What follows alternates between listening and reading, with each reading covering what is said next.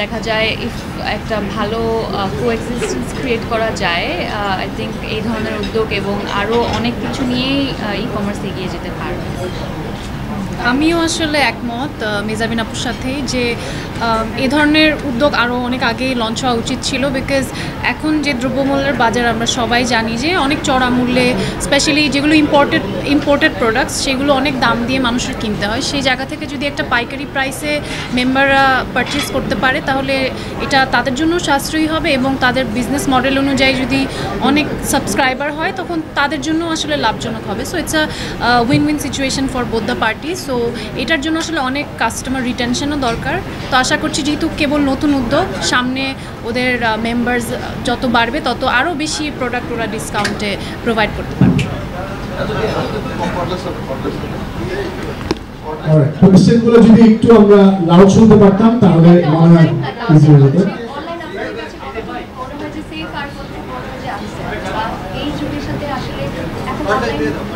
ভাইয়া যিনি কোশ্চেন করছেন তাকে কনটেস্টটা দাও।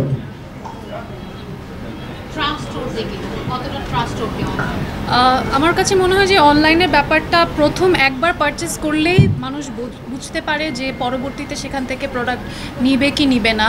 এবং এখন অনলাইনে একটা অনেক বড় সুবিধা আছে যে কাস্টমাররা রিভিউজ দিতে পারে এবং অনলাইনে আপনি যখন সার্চ করবেন পাইকারি.com লিখে তাদের বিরুদ্ধে যদি কোনো কমপ্লেইন থাকে তখন আপনি এমনিতেই দেখতে পারবেন। তো সব কিছু মিলে এখানে একটা স্বচ্ছতা থাকে। তো সেই ক্ষেত্রে আমার মনে হয় যে অনলাইনটা যদি স্বচ্ছতা মেনটেন করে কোনো প্ল্যাটফর্ম করে সেটা ডেফিনেটলি খুব ভালো।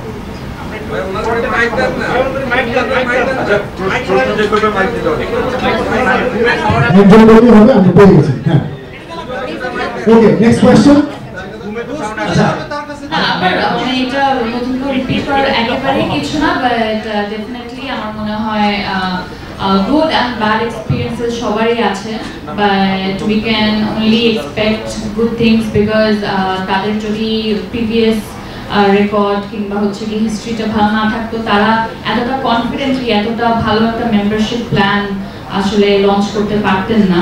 সো ডেফিনেটলি পাইকারি.com has been doing good and সামনেও তারা আরো সুন্দরভাবে এগিয়ে যাবে। অ্যান্ড ডেফিনেটলি এখন তো রিভিউ দেওয়ার একটা সিস্টেম আছে। সো আপনার ভালো লাগলে আপনি ভালোটা বলবেন, আপনার যদি কোনো কিছু ঠিক মনে না হয় আপনি সেটাও জানাবেন। অ্যান্ড এই অ্যাওয়ারনেসটা ক্রিয়েট করার দায়িত্ব আসলে কাস্টমারদের। So you need to be honest and আপনার ওপিনিয়নগুলো অনেক ম্যাটার করে। সো শুধু একটা খারাপ রিভিউ কিংবা কারণ ছাড়া অনেক ভালো রিভিউ দেওয়ার দরকার নাই, বাট যদি আপনি যেটার জন্য পে করেছেন সেটা ঠিকভাবে পেয়ে থাকেন তাহলে ডেফিনেটলি এটা আপনারা লিখে জানাবেন, সো দ্যাট এই অ্যাওয়ারনেসটা ক্রিয়েট হবে এবং কোনো ধরনের unclear situation থাকবে না। But I am hoping that পাইকারি.com এর এই উদ্যোগটা আসলে অনেক বেশি সাকসেসফুল হবে। Last two question. প্রশ্ন হচ্ছে আপনারা দুজন একসাথে আমরা দেখি প্রায় সময় করছেন, মজা করছেন। আপু কোশ্চেনটা একটু মাইকে বলবেন প্লিজ, কারণ দেখা যাচ্ছে আমরা সবসময় দেখি আপনারা দুজন একসাথে ঘুরছেন, মজা করছেন, খুব সুন্দর একটা বন্ধুত্ব আজকেও একসাথে ওপেনিং এ আপনাদের দুজনকে একসঙ্গে দেখতে পাচ্ছি। একটু আপনাদের বন্ধুত্বের কথাটা নিয়ে কিছু শুনতে চাই। মাইক লাগবে না? Definitely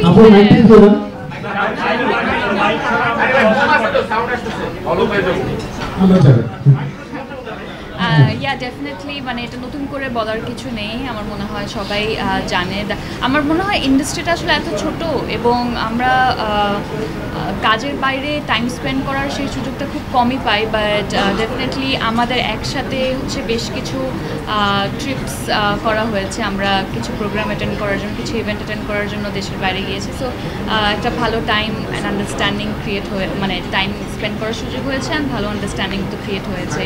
otherwise it's not very common যে দুজন মানে পাশাপাশি এত এরকম, it's not a common scenario, but I think we have a very good understanding.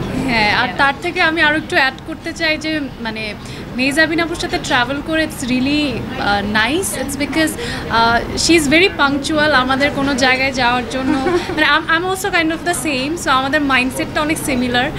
আমরা আসলে সেম জায়গাতেই যেতে চাই, যে কোনো জায়গায় গেলে শপিং একটু অ্যাডভেঞ্চারের জায়গা থেকে মানে আমরা এক্সপ্লোর করা অ্যান্ড লাইক মাইন্ডেড মানুষ যখন আসলে একজন পেয়ে যায় অ্যাজ এ ট্রাভেল পার্টনার, তখন প্ল্যান করাটা অনেক ইজি হয় এবং মোমেন্টসগুলো এবং পুরো ইভেন্টটাই মেমোরেবল হয়ে যায়। So we have had the chance of creating and I have had a lot of memories with you. So yeah, we have good and funny memories. Last হচ্ছে আমরা একসাথে একটা ম্যাচ দেখেছিলাম। ও ইয়া হ্যাঁ আমার মনে হয় ওইটা আমাদের মানে এটা হচ্ছে কোর মেমোরি আসলে। আমরা একসাথে আর্জেন্টিনা ভার্সেস চিলির একটা ম্যাচ দেখলাম, কিন্তু আমি Brazil fan by the way. So একটা ব্রাজিলিয়ান ফ্যানকে নিয়ে গেলাম আর্জেন্টিনা ম্যাচ দেখাতে, but we had fun and ওইটা আমার মনে হয় it's a very very good memory because যেই গোলটা স্কোর করা হয়েছিল সেটা একদম লাস্ট 2-3 মিনিট এবং আমরা খুব ভয়ে ছিলাম যে যদি এখানে আজকে আর্জেন্টিনা হেরে যায় তাহলে আমাদের মান সম্মান থাকবে, সবাই আমাদেরকে ব্লেম করতে পারে যে ওরা যাওয়ার কারণে। সো হ্যাঁ, ইট ওয়াজ ফান। আপু আমি গাজীপুর চ্যানেল 24 থেকে। অ্যাকচুয়ালি আপনাদের অনেক ব্যস্ততা, শুটিং নিয়ে, লাইভ ক্যামেরা অ্যাকশন নিয়ে ব্যস্ততা। আপনারা অনলাইন শপিং করলে সেটা কি টাইপসের প্রোডাক্টের বেশি করা হয়, আর অনেক সময় উপহারও দিয়ে থাকেন আপনারা, আপনাদের জীবনযাপন কতটা সহজ করছে একটু দুইজনই বলতে। অনলাইন শপিং মানে এখন মেজাবিন আপু কিন্তু অনলাইন শপিং অ্যাডিক্ট, এটা কি জানে কিনা কেউ জানি না।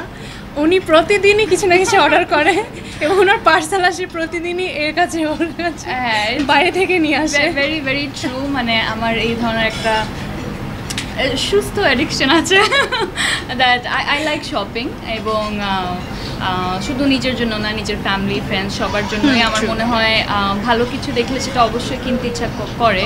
তো ফারিন দেখেছে আমি কিনি, মানে আমরা ফাঁকা লাগেজ নিয়ে যাই। হ্যাঁ, আমরা অলওয়েজ ট্রিপে হচ্ছে কি একদম খালি একটা লাগেজ নিয়ে যাই শুধুমাত্র কেনাকাটা করে, অনলাইন পারচেস করে ওইটাকে আবার মানে নিয়ে আসার জন্য, এবং ওয়েট চার্জ দিতে হয় বেশিরভাগ সময় এয়ারপোর্টে। So but all good memories because সব অনলাইন শপিংয়েই যে স্ক্যামার্স আছে বা সব প্রোডাক্টই খারাপ ব্যাপারটা তা না, অনেক কিছুই এখন পর্যন্ত অনলাইন শপিংয়ে করে খুব ভালো পেয়েছি এবং এমন জিনিস পেয়েছি যেটা আসলে গিয়ে দোকানে পাওয়া যায় না বাট অনলাইনে সার্চ করে পাওয়া গেছে। সো ইয়া আমাদের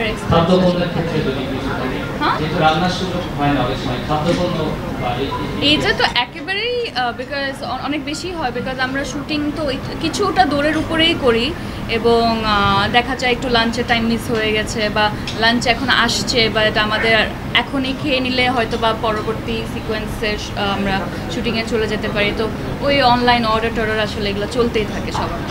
আপু আমি একটা প্রশ্ন করতে চাই মেজাবিন আপুর কাছে, সেটা হচ্ছে যে নাটক থেকে অনেকটা দূরে সরে গেছেন মনে হচ্ছে, কি কাজ চলছে এখন? নাটক থেকে অনেক দূরে সরে গেছি ব্যাপারটা তা একেবারেই না, একটু কম করছি ডেফিনেটলি, ভালো কাজের সাথে থাকার চেষ্টা করছি এবং ভালো কাজটা যে মাধ্যমেই করার সুযোগটা আসে আমার কাছে আমি সেই মাধ্যমে